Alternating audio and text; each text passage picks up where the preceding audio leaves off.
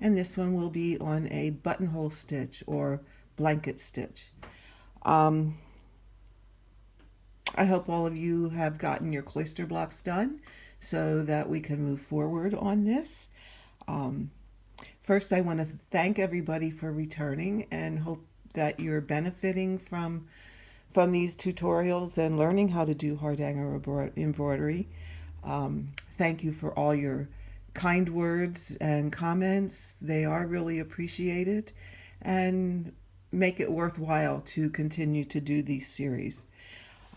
So with that, my friends, we will get started on doing a buttonhole stitch. So you want to start your thread the same way that we did before when we were starting our cloister blocks. So we're going to use an away thread. And what we're going to do is count up 8 stitches from the top of your cloister block. So there's your first stitch in the cloister block. We're going to count up 8 threads. So 1, 2, 3, 4, 5, 6, 7, 8. Okay. If I put my needle through, I kind of make a little mark there. So I'm going to go around to the back, bring my needle up through that hole. Now, what's a little different in this is the way we do this. When we stitch cloister blocks, what we did was went straight down and came up in the next hole over. Buttonhole stitch is a little bit different. What we're going to do with this first thread is we're going to leave a little bit. We're going to start our first stitch in the next set of holes. And I'm going to turn mine sideways because I do find it a little bit easier to do that way, and that's what's easy for me. So this is going to be a starting, it's hard to explain, it's going to be a starting loop. We're going to work in the next set of holes first, and this will get finished off when we come back around. So with that, we're going to move over one hole, go down, because everything is still based on 4 stitches. From this second one, we're going to count up 1, 2, 3, 4, insert our needle, come up next to, and if you notice, I'm holding our working thread up and to the left, okay? Because the whole trick of a buttonhole stitch is we are going to make sure our working thread comes up on top of this. So with that, you can pull it down this way if you like, so that your needle is on top, and then pull your thread through. Okay. So that it makes something that looks like this. Okay. Now, again, the same principle applies. Everything is worked as 5 stitches over 4 threads. All right. So the next one, stitch number 1, we left blank. Okay. This is stitch number 2. Stitch number 3 is going to be right next, and again we're going to come up on top of that thread. Okay, so that's stitch number 3. Stitch number 1 will get filled in after we go all the way around and come back to this. Okay. Now this is number 4. If now, here you can see, oh, where's that hole? I can't quite see. Just loosen that stitch up and push it up. Okay. Find your hole, bring your thread back down, lay it under your needle, and come up. Okay, so that's stitch number 4. Stitch number 5 in this set, same thing. stitch number 5. Okay, now where do we go is probably what everybody's saying. Now we're going to make our corner. Okay, so with that, with a corner in this particular case, this is going to share this hole. So the hole that you just used here for stitch number 5, you're going to use it again.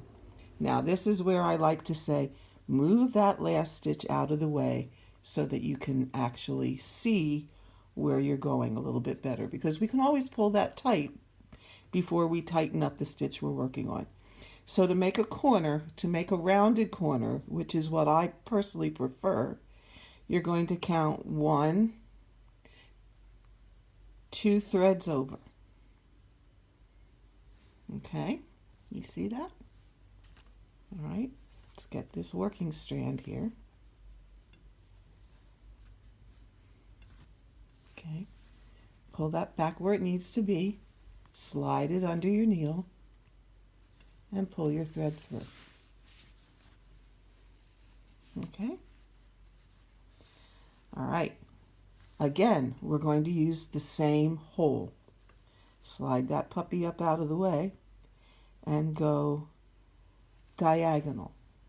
So you can see here, and now we're going to go over 1 and down 1. Okay? Again, pull that around and pull it through. Next stitch in the corner is again over 1 and down 1. So you're really kind of going on the diagonal there for 3 stitches. Pull that back, push this through, pull it tight. Now, the next one is going to be stitch number 1 in our row that goes this way. Again, use the same hole as you've been using, and it gets a little full, and count 2, down 2, bring this back up where it's supposed to be, and you're going to go over it.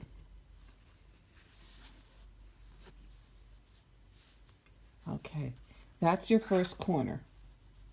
Now, if you want to make sure that you've done your corner correctly,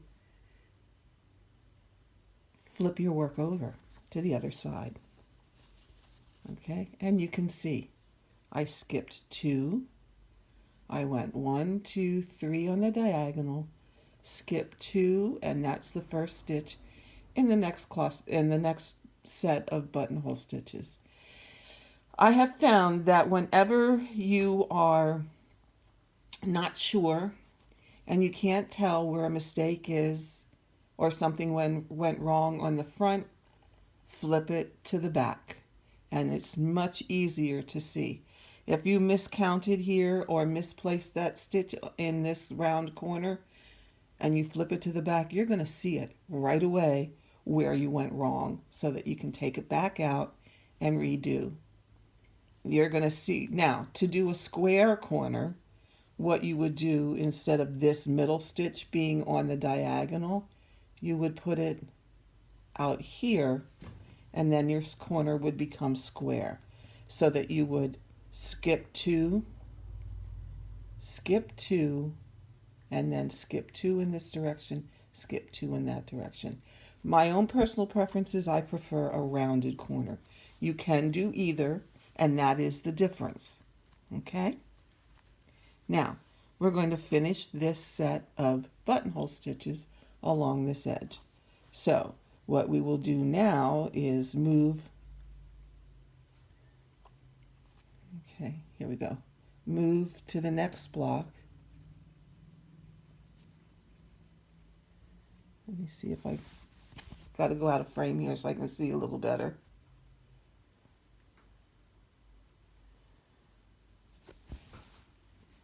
Okay, that first, where are we here? That first stitch, here we go. is a little hard to see because this gets so full, but it's right up close there.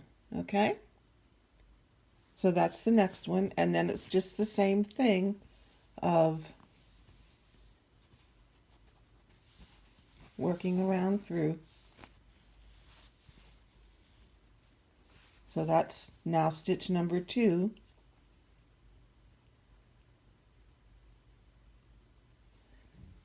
Move that up so you can see. And what you should also notice is, in this instance, you're lining up with this, the edge of this cluster block, and you're lining up with the edge of this cluster block. Okay, so here we go.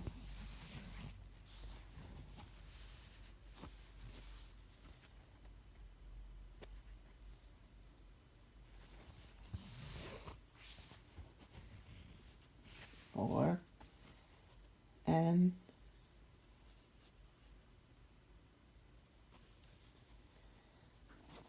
5. Let me move that out of the way so you can see. 5. Okay. So now I was in the frame so good here, and now it gets a little difficult to hold this and to stay in the frame, so I apologize for that. So now you can see we are definitely lined up with this, and you go, see, we're lined up here, and you go, I can't do my corner the same. So this, I call it an inside corner. So what you're going to do is you're going to turn your fabric, okay? You're going to move this, hold it the same way as you did before, up out of the way. And when you do this cluster block, this buttonhole stitch, you're going to share the top hole. You're going to share the top hole of that last buttonhole stitch. You're going to pull this around the same way so that you're stitching on top of the thread, and you're going to pull it through. Okay, so now you have changed directions. All right, let's flip that over and see how it looks. So you're sharing both of those holes. Okay, back over again. Now you do the same thing, 5 stitches.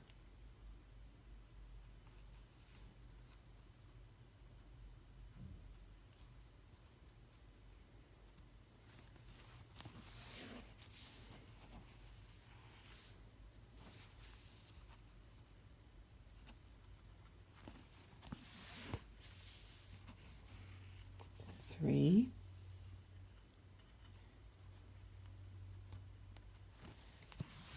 4, and again, this becomes very rhythmic once you have gotten out of how to do this. So this is number 5. Okay, so now as you can see, we're at an outside corner again. Our stitches line up here. Okay, we're at the same place as this, so we're going to count out 2 threads. Bring your thread up so that your needle is going over it, and make that first stitch. Share the hole, move that out of the way so you can see. Over 1, down 1. Bring your thread back up around, needle on top, and pull. Last one, share the hole.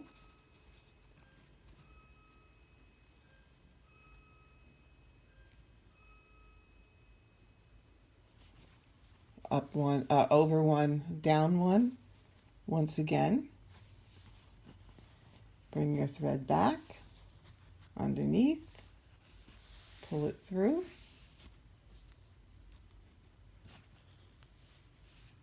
pull it tight.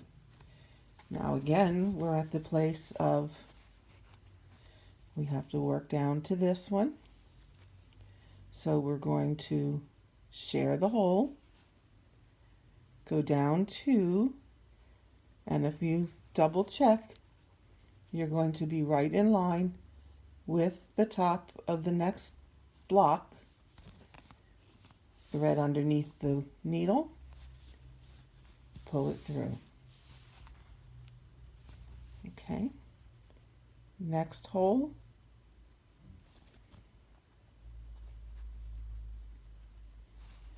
thread underneath the needle, pull it through. That's 2. Here's number 3. Here's number 4.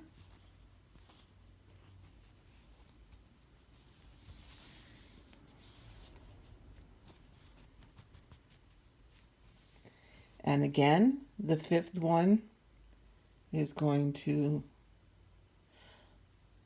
share the hole and line up 4 threads away from that block. Pull it through. And now we're back to an inside corner again.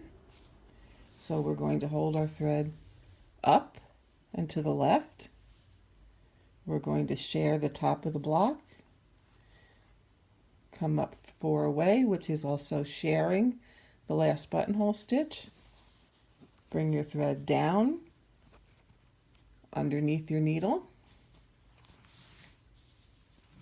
and pull it through.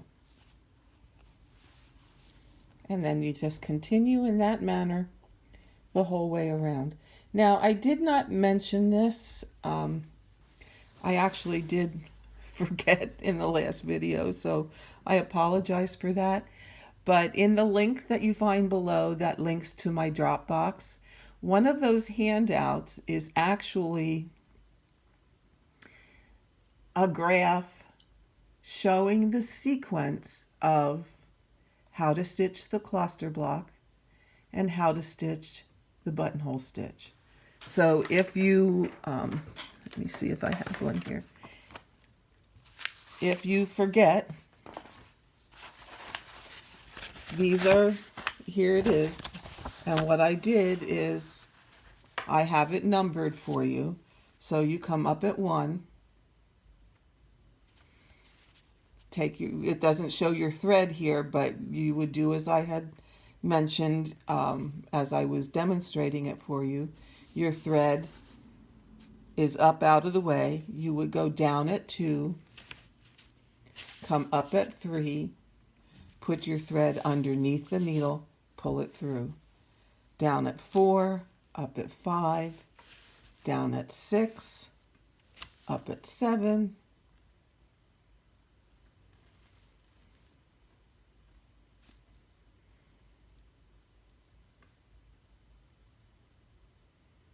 down at 8, up at 9, down at 10, up at 11. So it shows you each line on here is 1 thread of fabric. So if you get stuck or get confused, just pull out this graph and you can work your way through it. And it takes you through one whole sequence, an outside corner and an inside corner, which takes you then back to the outside corner. Okay. For those of you that are left-handed, there are also sheets showing the sequence for left-handed. This is the left-handed sequence for cloister blocks. Let me zoom out just a little bit so you can, sorry. Here we go. So left-handed sequence for cloister blocks and the left-handed sequence for buttonhole stitch. And yes, I did stitch this myself left-handed, even though I'm right-handed, I did test it out left-handed just to make sure that I had things numbered and correct. Okay. Always remember on the buttonhole stitch that when you bring your needle up at 3 or up at 5, 7, 9, that your needle always goes on top of your working thread as you work your way around. That's what makes the loop. Okay? And this is where we will be cutting once the whole piece is done. So with that, we're going to end part 2. I'll have you finish the buttonhole stitch all the way around. Actually, we're not going to end part 2. What I'm going to do is pause this video, work the buttonhole stitch all the way around. I'm going to come back when I get over here to this last set of buttonhole stitches and show you how to join. Okay? So with that, give me a little while to complete these, and I will be back. Now, before I leave, if you run out of thread, which you most certainly are going to, it is the same way of starting a new thread and ending a thread as you did on the cloister blocks. That is always done the same way, so that you run under stitches, you do a section of locking that thread where you go over a stitch and run back through, again over a stitch, change the direction again, come back, go under a couple more stitches, and then cut your thread. Same thing as you did back here on the back to end your thread under cloister blocks. You do it the same way under buttonhole stitch. You would end, go under, go over one, back this way, and continue on. Start a thread the same way as you did before. Run under a block or two, do a locking stitch, and then continue on working around your piece. Okay? Again, if you have any questions, please leave them in the comments, and I will be happy to answer them for you. So with that, I'm going to finish the cluster blocks, the buttonhole stitch, and I will be back when I get around to the other side.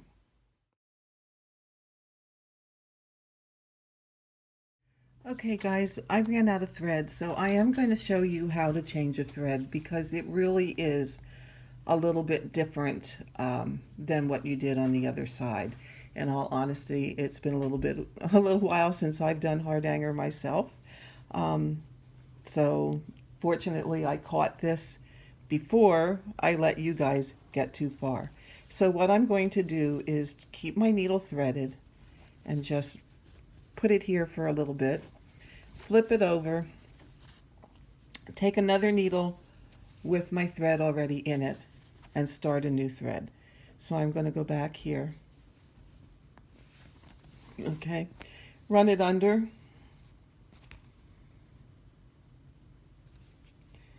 run under again,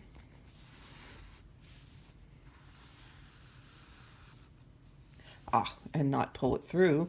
Run it under. Let's do it this way. Run under again.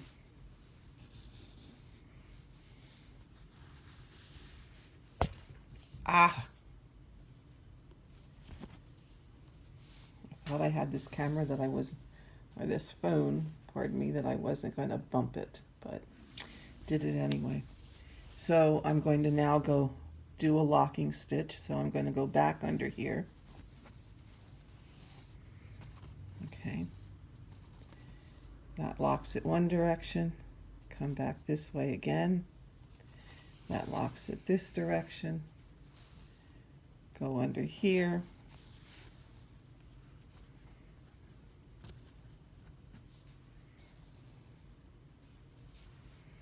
Go under these two where I have started the next set. Okay, flip it back to the front.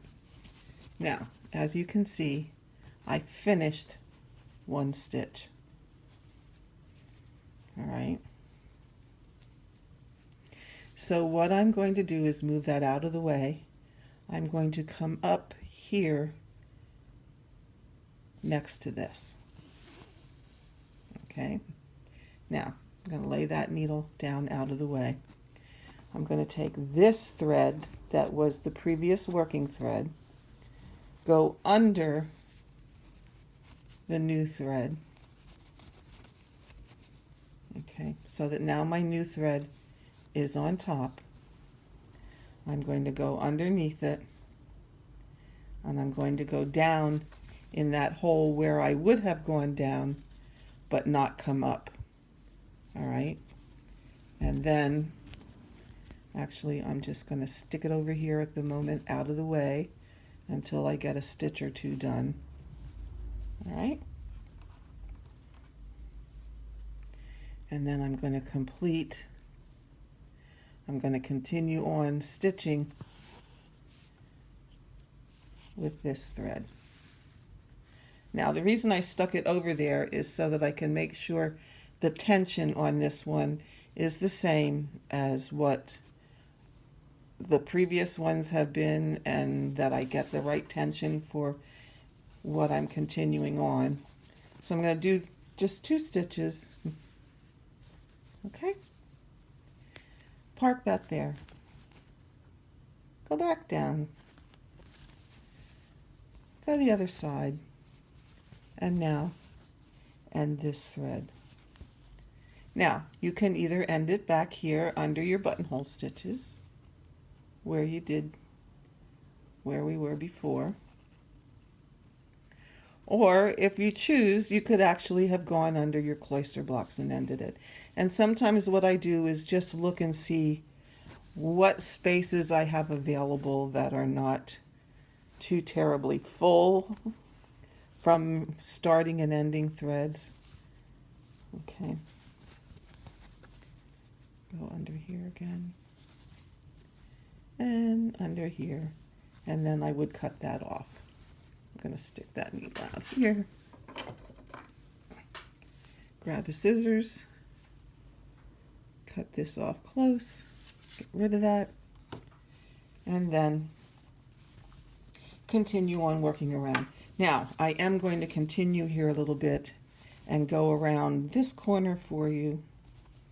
So this is the same. Out 2, share the hole, over 1, down 1,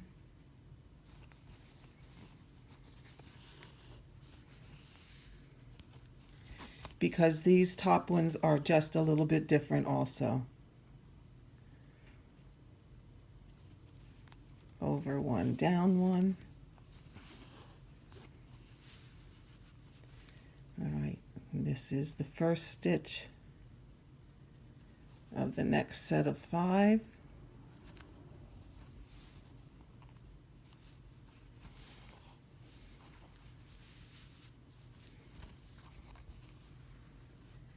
Okay. And this first one, which would be the second in your set of 5, is always a little bit difficult to see because your corners get so full.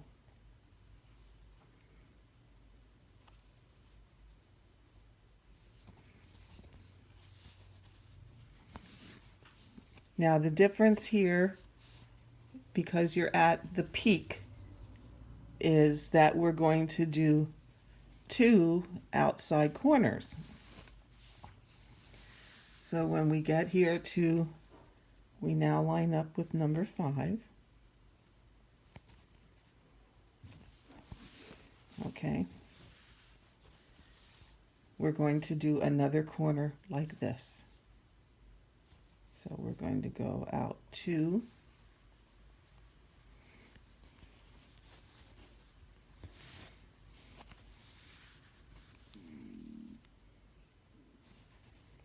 And do the corner the same way, over 1, down 1.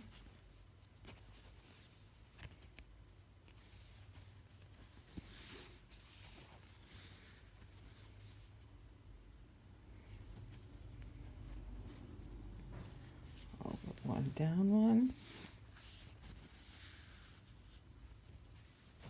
So, yep, that's our 3. See, here, and now there. And then we're going to continue on just the way you had before.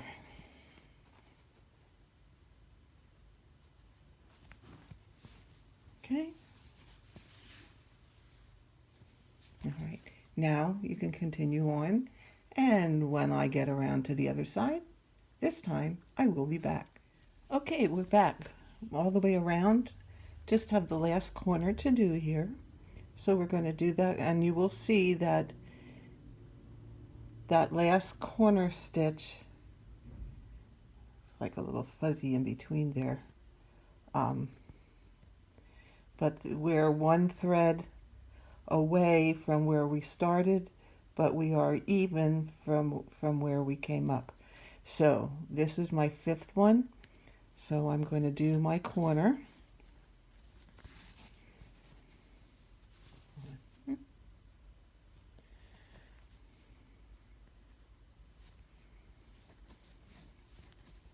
Two. Oh, God.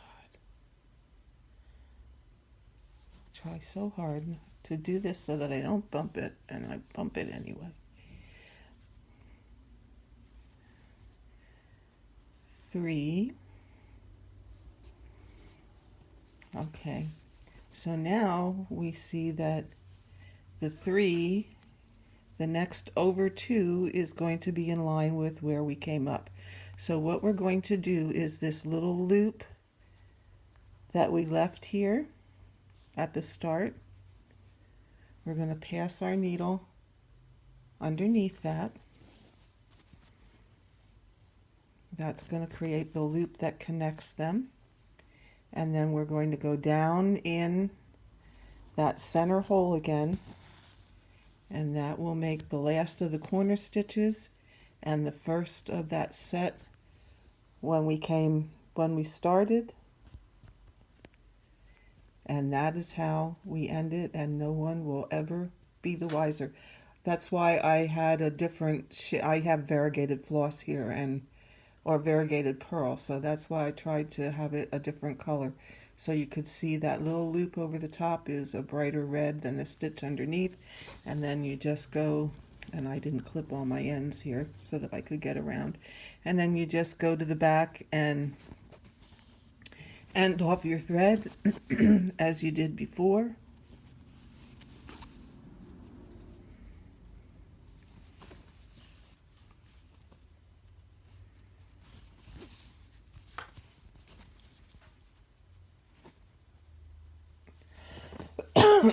Pardon me. And I will go back then and end off the other ones. This one that I had started a new thread here, so that's why that tail is there, and I didn't cut this one.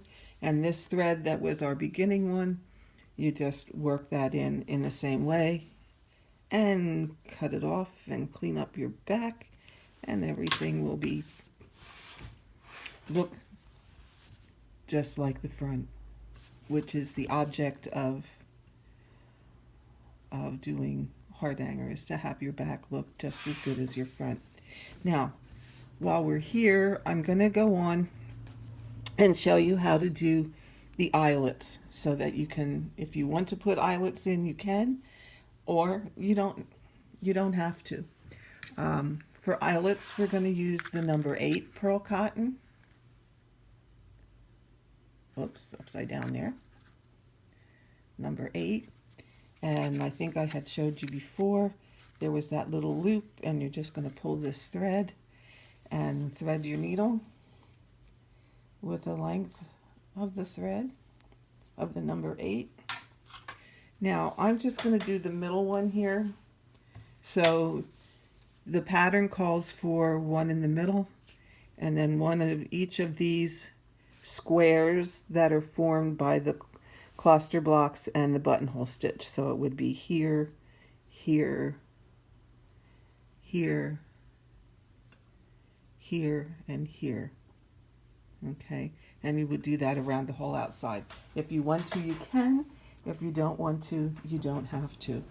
Now I'm going to start my thread here for this middle one. And again, threads are always started the same way.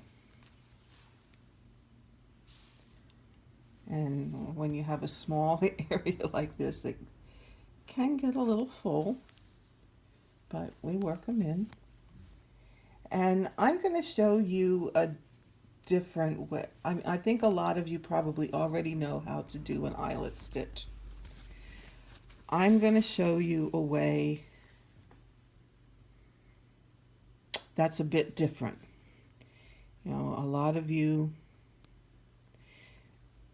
the object is that we come up in the bottom stitch of the bottom of the stitch of each long stitch in the cloister block and in the middle. Okay, so that we work around that circle. A lot of people were taught, okay, we're going to come up, get these extra threads out of the way. We're going to go down in the middle. We're going to come up in the next one, and we're going to work our way around that way. Okay, what I'm going to show you, let me zoom out here a little bit so that I don't have to hold this quite so close. What I'm going to show you is just a little bit different, and what I think it does is it makes your eyelets just a little bit more even. So if we come up in the corner, as we did here, I'm going to go every other stitch all the way around. So I'm going to come up in the middle and pull. I'm going to come up in the corner, go down in the middle, come up in the corner and pull.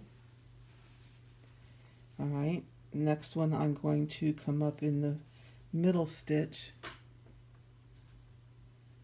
So what I'm doing is basically every other stitch all the way around and pull. See how it's starting to open up your circle? Okay. Then I'm going to come up in the corner and pull. And I always find it helps to put your thumb over it when you're pulling. It pulls more evenly. Come up in the middle and pull. And I'm giving this a pretty good tug here. As you can see, my eye is opening up already. And come up in this corner and pull. And then come up here in the middle and pull. Now, what I do is now go around the opposite way. So I'm going to come up here, and I'm going to come up, go down in the middle, and I'm going to come up between these two. So I'm going to go backwards, filling in those spots that I left blank on the way around.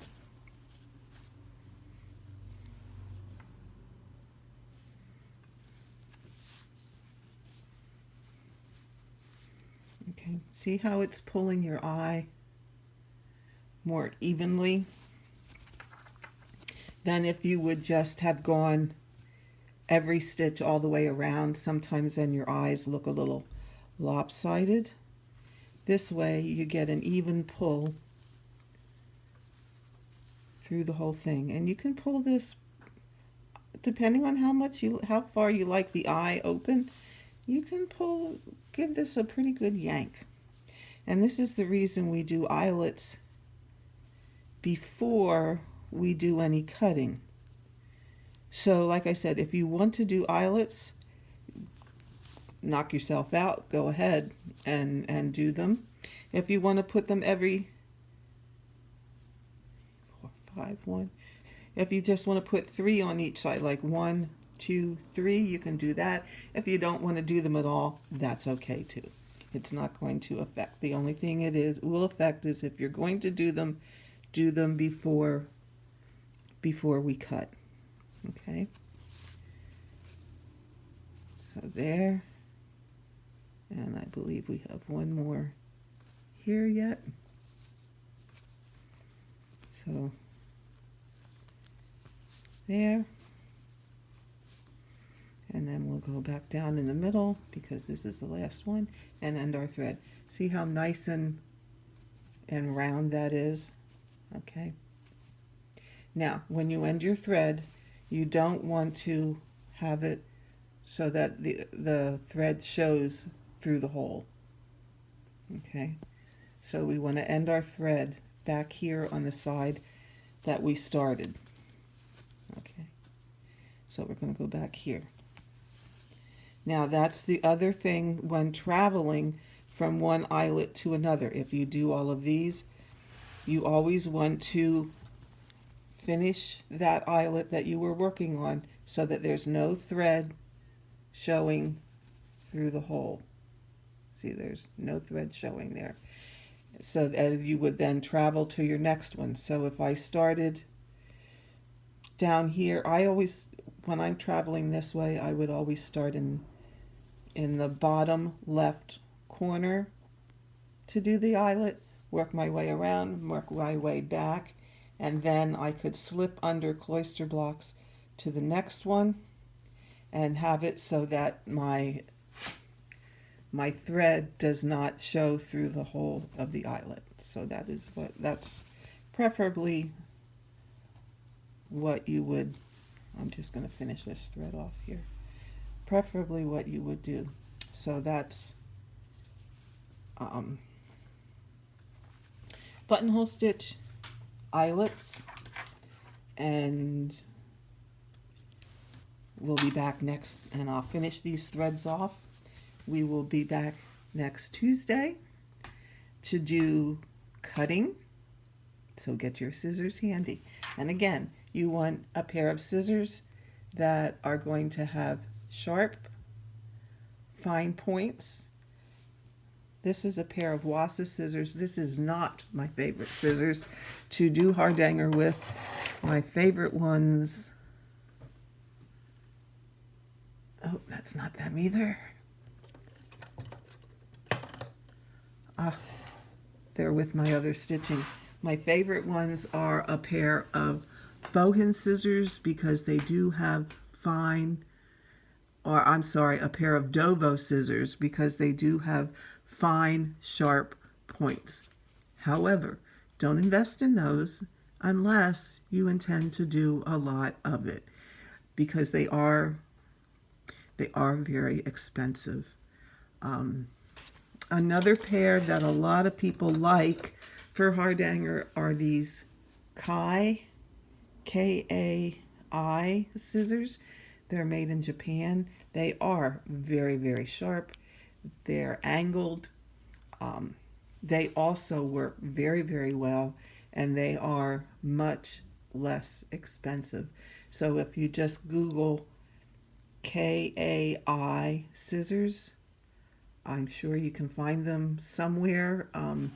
Off the top of my head, I don't remember who sells them, but I remember that I Googled them and it was really very, very easy to find.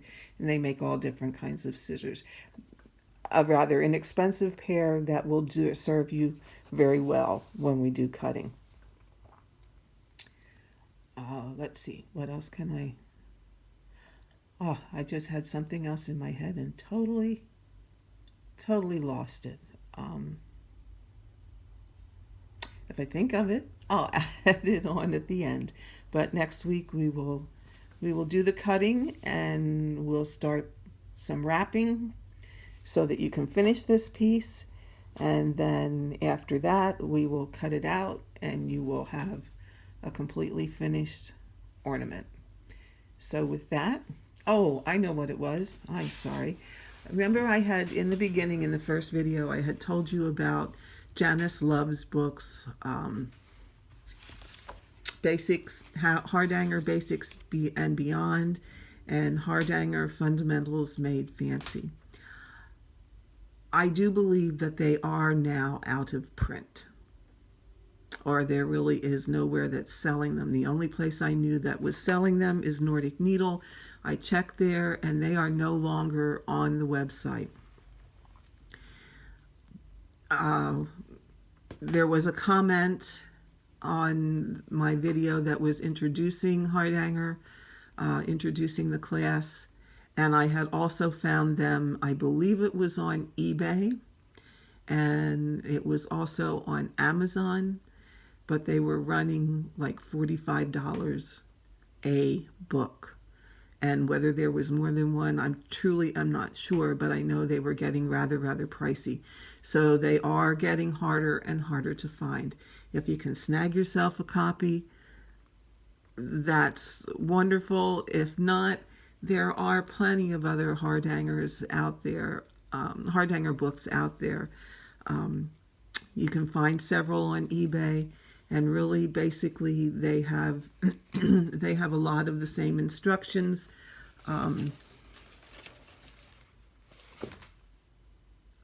Yeah, I have two other books, and I don't have them right here with me off the top of my head. I can't tell you that. I think the one is Taking the Hard Out of Hardanger, which is a nice basic book. I believe there's another one called Hardanger Elegance, which is also a nice book. So there are books out there if you choose to go that route. And you can't get a hold of Janice Love's books, and that's a shame because her books were really fabulous, and to have them out of print is really such a shame because they really are good. So with that, we will see you next week. We'll get some cutting done. We'll start to do some wrapping, and this ornament will soon be finished. So thank you again for watching. Thank you again to all the people that subscribed. I am just totally amazed. I can't believe the fact that I am up to close to 1,500 subscribers. That just blows me out of the water. I never in 1,000 years would have expected that to happen. So thank you to each and every one of you. Thank you for all the lovely comments that I have gotten on the videos I have done. I truly do appreciate that, and makes me want to do more of them. I plan on doing some more Stitch With Me videos. They will be up and coming. I do have to say one thing though.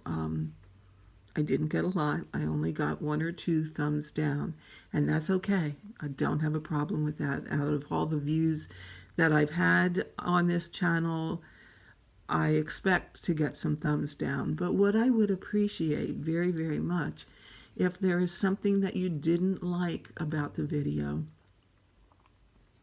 that made one decide to give a thumbs down, please leave a comment, and please constructively leave some criticisms as to what can be done better.